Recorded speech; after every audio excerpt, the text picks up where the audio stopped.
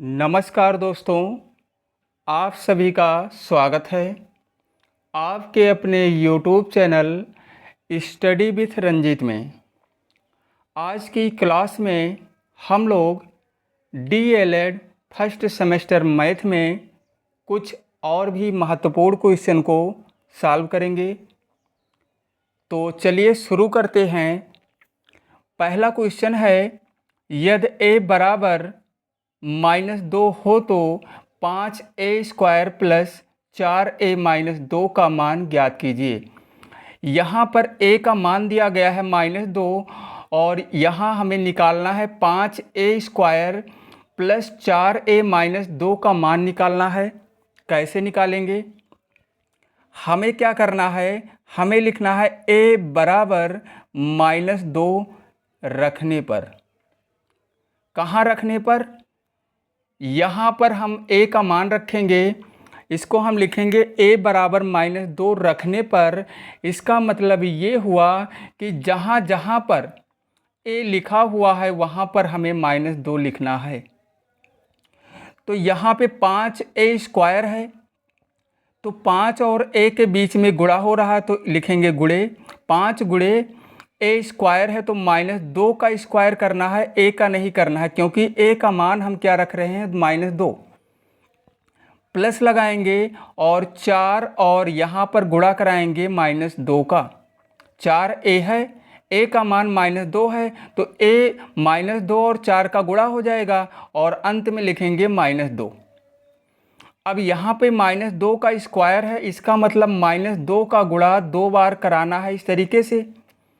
तो 2 यहाँ 2 और 2 का गुणा तो 4 आ जाएगा, लेकिन माइनस और माइनस का गुणा ये माइनस कैंसिल हो जाएगा, आ जाएगा प्लस में 4 आ जाएगा। तो यहाँ पर आ जाएगा 5 गुणे में 4 आ जाएगा और यहाँ 4 और -2 का गुणा हुआ तो यहाँ पर आएगा कितना आ गया, -8 आ जाएगा। 4 दूनी 8, लेकिन प्लस और माइनस तो ये -8 होगा और माइनस यहाँ 2 हो जाएगा।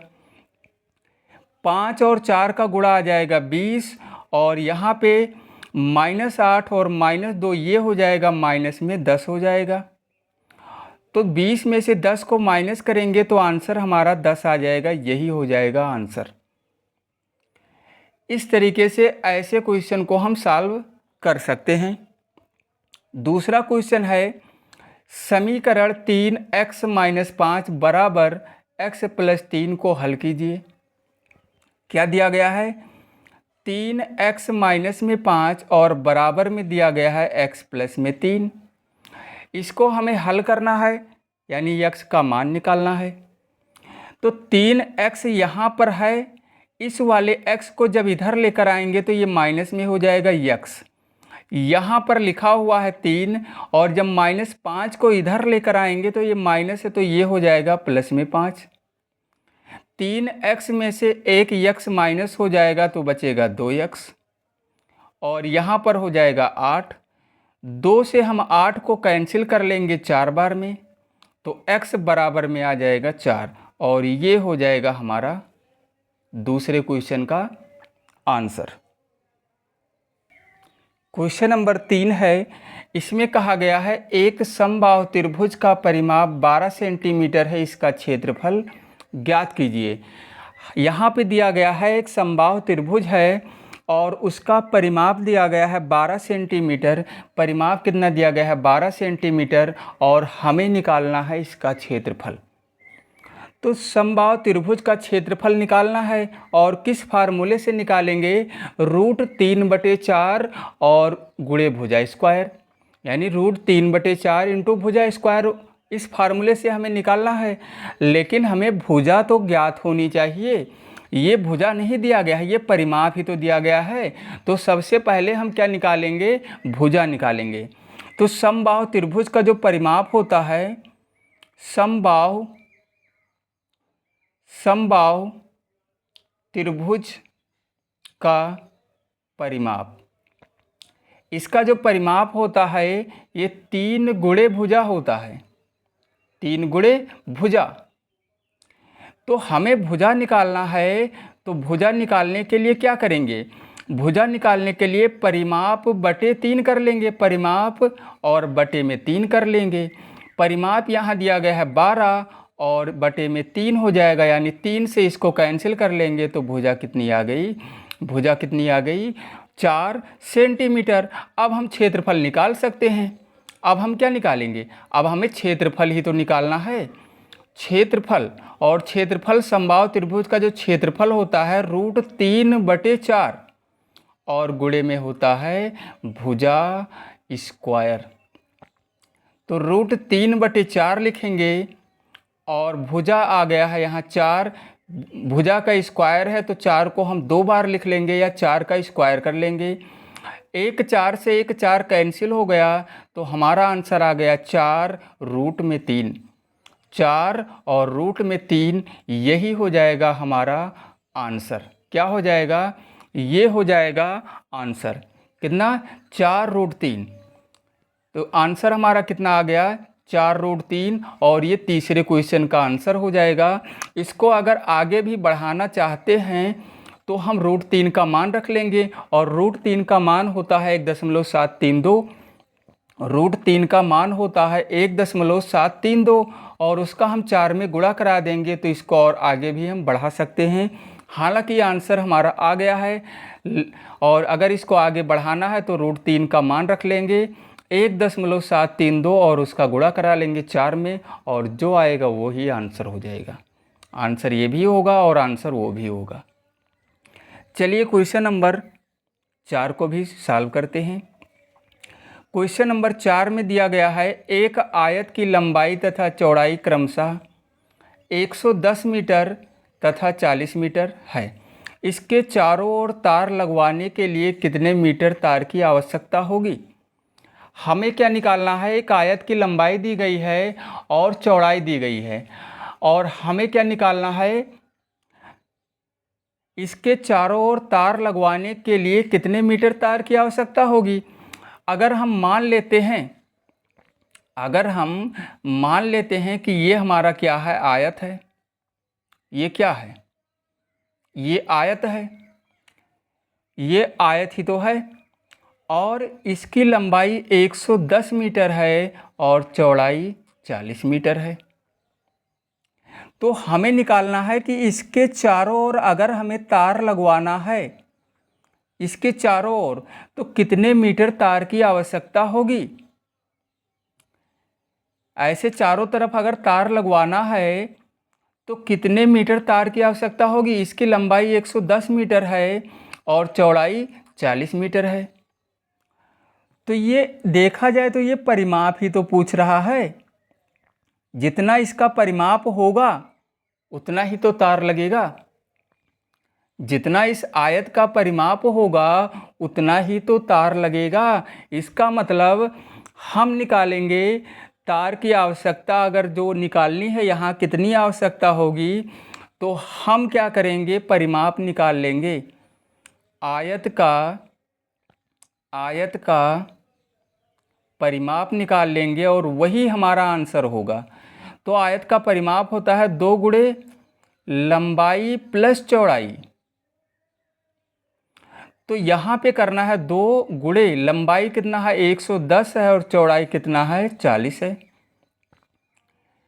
110 और 40 को जोड़ेंगे और 2 में गुणा कराएंगे तो ये आ जाएगा 150।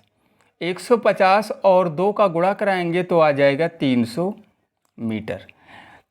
इसका मतलब ये हुआ कि 300 मीटर तार की आवश्यकता होगी। ऐसे लिख लेंगे 300 मीटर तार की आवश्यकता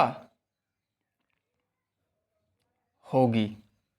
ये हमारा हो जाएगा आंसर, 300 मीटर तार की आवश्यकता होगी। क्वेश्चन नंबर 5 में पूछा गया है कि एक त्रिभुज की भुजाएं 8 सेंटीमीटर, 15 सेंटीमीटर और 17 सेंटीमीटर हैं। त्रिभुज का क्षेत्रफल ज्ञात कीजिए। तो देखिए यहाँ पे ये समबाहु त्रिभुज तो है नहीं, तीनों भुजाएं यहाँ पे अलग अलग हैं। एक 8 सेंटीमीटर है, एक 15 सेंटीमीटर है और एक 17 सेंटीमीटर है। तो इसके लिए हमें सबसे पहले क्या करना है, इस त्रिभुज का अर्ध परिमाप निकालना है। अगर हम मान लेते हैं कि ये हो ए का, यहाँ पे एक भुजा ए है जिसका मान कितना है 8 सेंटीमीटर, एक भुजा यहाँ बी है जिसका मान कितना है 15 सेंटीमीटर, और एक भुजा यहाँ सी है जिसका मान कितना है 17 सेंटीमीटर। अब देखिए ये क्यों लिखा गया है, ये इसलिए लिखा गया है क्योंकि सबसे पहले हमें अर्ध परिमाप निकालना है तब क्षेत्रफल निकालना है। यहाँ पर सबसे पहले हम अर्ध परिमाप निकालेंगे, और अर्ध परिमाप निकालने के लिए ये अर्ध परिमाप को हम s से लिखते हैं, और s बराबर होता है a प्लस बी और प्लस सी, ये फार्मूला है, इसलिए यहाँ a b और c लिख दिया गया। अगर नहीं भी लिखेंगे तो कोई दिक्कत नहीं, यहाँ डायरेक्ट ही हम इसका मान लिख सकते हैं। तो यहाँ पर हम लिखेंगे, क्या लिखेंगे, 8 प्लस 15 और प्लस में 17 और बटे में 2। अब हम क्या करेंगे, इनको जोड़ेंगे, 15 और 8 23 हो जाएगा, और 23 में 17 जोड़ेंगे तो आ जाएगा 40, यानी ये 40 बटे में हो जाएगा 2। 2 से इसको कैंसिल कर लेंगे तो आ जाएगा कितना, 20। यानी जो हमारा अर्ध परिमाप आ गया है 20। हम फार्मूला अगर नहीं भी लिखेंगे, डायरेक्ट ही ये मान लिखेंगे, कोई दिक्कत नहीं होगी, केवल हमें अर्ध परिमाप निकालना है। अब हम क्षेत्रफल निकालेंगे। क्या करेंगे, अब हम क्षेत्रफल निकालेंगे, और क्षेत्रफल निकालने का जो फार्मूला है, क्षेत्रफल फार्मूला यहाँ पे चेंज है। क्षेत्रफल अगर हमें निकालना है तो रूट में लिखना है s माइनस ए, s इंटू एस माइनस ए, और क्या लिखना है, इंटू एस माइनस बी और इंटू एस माइनस सी। इस फार्मूले से हम क्षेत्रफल निकाल सकते हैं। क्या कर सकते हैं, इस फार्मूले की सहायता से हम क्षेत्रफल निकाल सकते हैं। यहाँ पे लिखना है s minus s into s minus a into s minus b और इंटू एस माइनस सी। अब हम क्या करेंगे, s का मान तो आ गया है 20, और a और b और c का मान यहाँ पे लिख ही दिया गया है, तो हमें इसका मान रख देना है। s का मान कितना है 20, और यहाँ भी 20 लिखना है। 20 में से a का मान यानी 8 को माइनस करना है, और यहाँ 20 में से 15 को माइनस करना है, और यहाँ पे 20 में से 17 को माइनस करना है। उसके बाद माइनस कर लेंगे तो यहाँ 20 हो जाएगा, और यहाँ बचेगा 12, और यहाँ पे बचेगा 5, और यहाँ पे बचेगा 3। अब हम इसका गुणा करा लेंगे। ये गुणा जब कराएंगे तो आ जाएगा 3600। कितना आ जाएगा, रूट में आ जाएगा 3600, और 3600 का जो वर्गमूल होगा, 3600 का वर्गमूल होगा 60, तो इसको हम लिखेंगे 60 सेंटीमीटर स्क्वायर। क्षेत्रफल हमारा कितना आ गया है, 60 सेंटीमीटर स्क्वायर। तो इस तरीके से अगर त्रिभुज का क्षेत्रफल हमें ज्ञात करना है तो हमें याद रखना है, अर्ध परिमाप पहले निकालेंगे, उसके बाद इस फार्मूले से हम क्या निकाल लेंगे, क्षेत्रफल। तो आज की इस क्लास में बस इतना ही, और फिर मिलते हैं अगली क्लास में।